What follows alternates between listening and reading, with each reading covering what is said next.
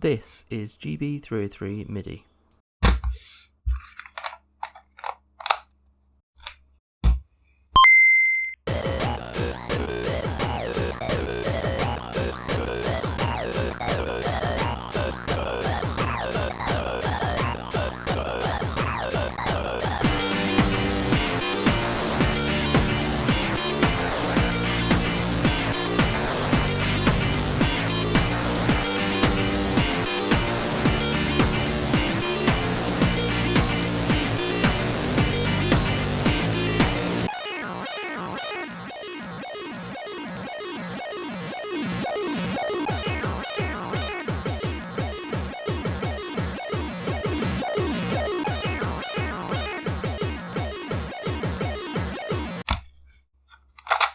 So what is it? GB303 MIDI is based off of this thing, a project by Furtek from 2015. The original is this weird looking Gameboy cartridge with knobs poking out the top. It emulates some of the sounds of the Roland TB303. Well, actually it's sampling it, which is really cool considering this is on a Game Boy. The originals are now rare artifacts, but Inside Gadgets, a company who produces all manner of weird and wonderful Game Boy cartridges, recently did a few runs of carts, which is what I have here. The original software is somewhat unfinished and janky, but still very fun and perfectly serviceable as an instrument of somewhat limited use. The original software was abandoned some 10 years ago at this point. It's unclear exactly why, but regardless, Furtek is still up to interesting stuff in the retro community, even recently porting a Neo Geo Mysticore to the Analogue Pocket. Fortunately though, the source code along with cart schematics were uploaded to GitHub, which is where I discovered it a year or so ago. After purchasing this cart from Inside Gadgets, I got it stuck in my head that it couldn't be that hard to fix the major bugs around timing and sync, even though I had literally no experience in assembly programming or anything. Well, after hitting my head against the wall of code for the best part of a year, I cracked it, and thus I released GB303 Zerobosk Edition. Most of the major issues are fixed, but I wouldn't consider it finished. I won't get into it here, but if that's something you're interested in, let me know down below. What I couldn't get working though was full MIDI support. Ultimately, I found it was a trade-off between reading updates from the real-life knobs versus reading MIDI data over serial. The Game Boy is just very limited after all. My solution? Well, rebuild the whole thing from scratch of course, purpose built for MIDI. And so here we have GB303 MIDI. Essentially I've stripped it down to just the functionality of the wave channel, emulating that TB303 sound, and then implemented full MIDI control that's mostly perfectly reliable up to very high BPM. I copied some of the tricks that MGB was doing to just really get the most out of the hardware, so credit where credit's due there. And so now, you can recreate the exact sound of the GB303 with just a flash cart and an Arduinoboy. So, what can it do? Here is my setup. My M8 here is outputting MIDI to the Game Boy running GB303 MIDI, and the Hatchy knee here is sending MIDI CC to the M8 via these knobs. So let's add some notes. GB303 MIDI supports notes from C5 to C9, but it sounds best in octaves 6, 7 and 8. So let's start there. Let's add some random pattern and see if we can get it in the right kind of range. That took more fiddling than I thought, but we got there in the end. So let's take a look at the controls. Firstly, everything is controllable via the D-pad. Up and down will select your parameter, and left and right will let you change the value.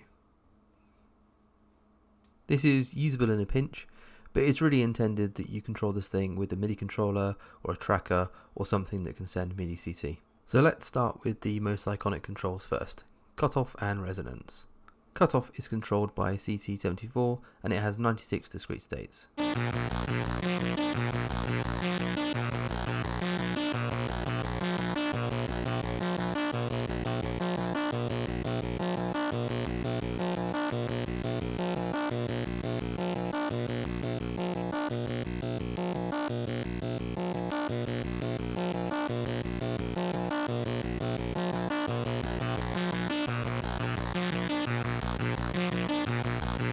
Next is Resonance, CC71, and it has 16 discrete states.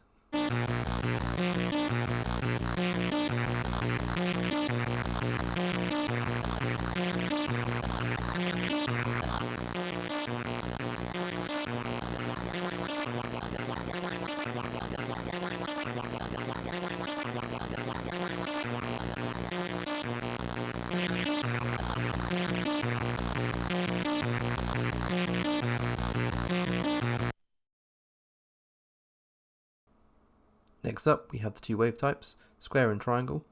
You flip this with CC2, 0 to 63 set to square, 64 to 127 to triangle.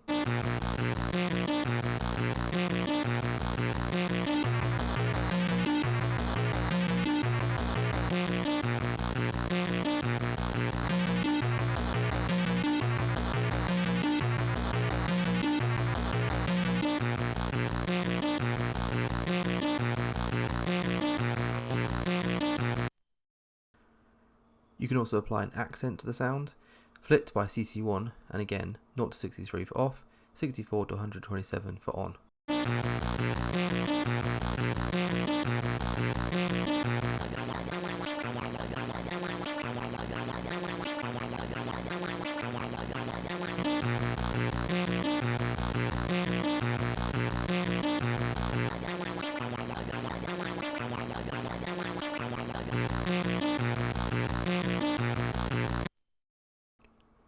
There are also 3 levels of distortion that can be added.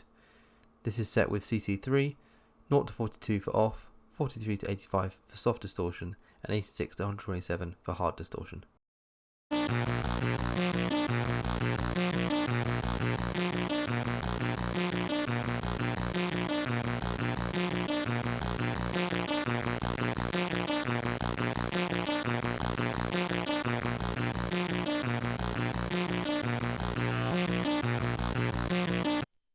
Pan can be controlled with CC10, 0 to 63 for left, 64 for the centre, 65 to 127 for right.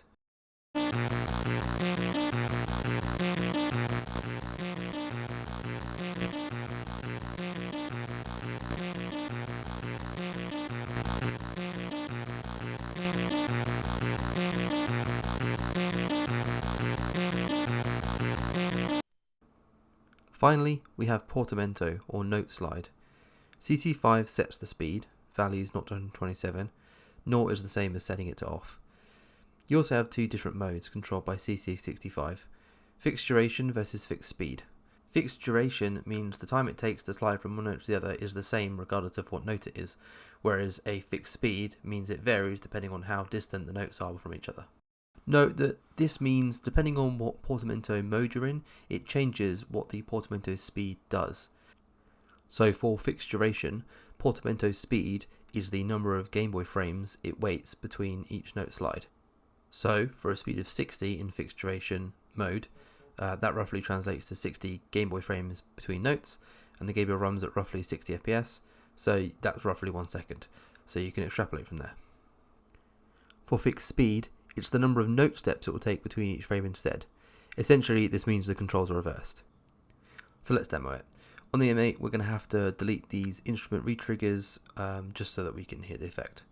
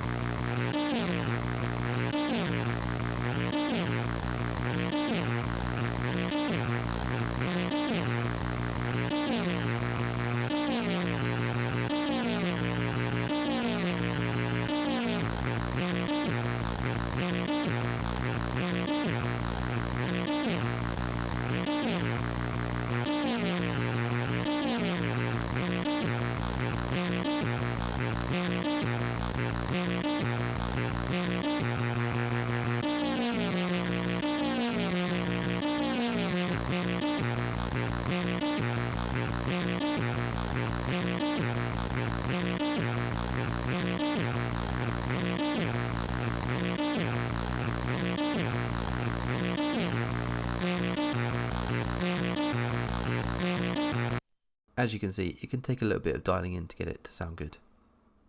Lastly, you can change which MIDI channel the Gameboy will respond on. So if I change it to channel 1 here, you can see that it will work. Yep, and then if I change it to channel 2, we get nothing. There you go. Before I go, a little bit about controlling this thing.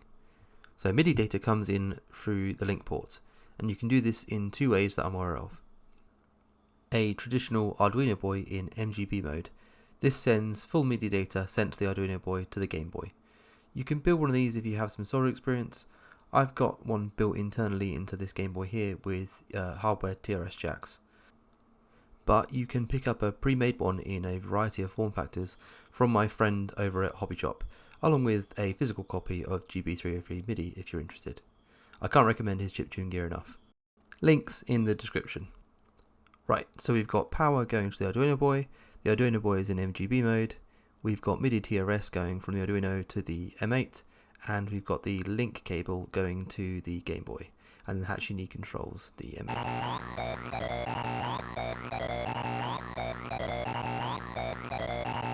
An alternative to your run-of-the-mill Arduinoboy is one of these. A Analogue Pocket to MIDI USB-A cable, I think is what's called on the Analogue Pocket site. So this cable is sold on Analogue's website, and it's intended to be a USB MIDI sync cable for Nanoloop 2 on the Analogue Pocket. You can see it's got a Game Boy Color style link port on one end for the sync, which is what the Analogue Pocket has. But I think the hardware is essentially the same as the USB adapter that you can get, or used to be able to get on the Nanoloop website. I think that's what this is. But essentially, you can connect this to your PC and go to this page on the Nanoloop website and set it into a full MIDI mode, I think it's called. And effectively, this turns it into an Arduinoboy in MGB mode, and it will send full MIDI sync sent via that USB to the Game Boy. You might find it's easier or cheaper to get, especially if you're in the US. The cable itself is only $20, but Analogue is notorious for their extortionate shipping, so your mileage may vary. Here I have a pretty elaborate setup, but let me walk you through it. On the left here, we have the Analogue Pocket playing GB303 MIDI. It's got the sync cable plugged into it. That sync cable is plugged into this thing in the middle called an RK006. This is here because it acts as a USB MIDI host.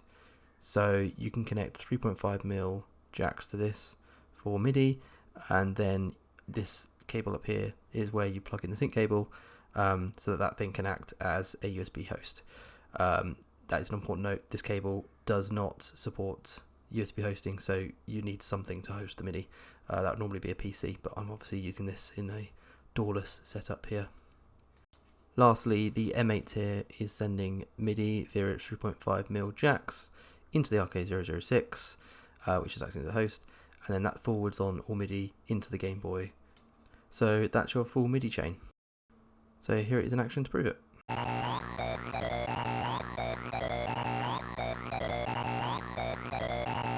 This can still work with old style DMGs. The only thing to note is that the DMG has a different link port type. It's like a wider, bigger one. So what you'll need is one of these things, which is an old adapter from, again, an old DMG cable. It's got Game Boy Color on one end, goes to DMG on the other. There's a link in the description to the itch.io page where you can purchase and download the ROM. Here are some options for getting it on hardware. You can use a modern style flash cart like this, where you can upload it to an SD card and add it to one of these. That's one option.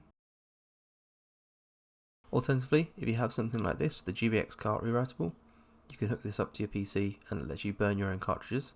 So if you can find some writable cartridges like these off of AliExpress, which are very cheap, or you can find some good quality ones off of places like Inside Gadgets, then you can create your own cartridges. If you have an Analogue Pocket or an FPGA, then those things can run directly off the ROM, so that's another option. As I mentioned before, you can also pick up brand new cartridges from a friend over at Hobby Shop, who also sells other chiptune gear like Arduinoboys in many form factors. Links to all this will be in the description below. I hope you check it out.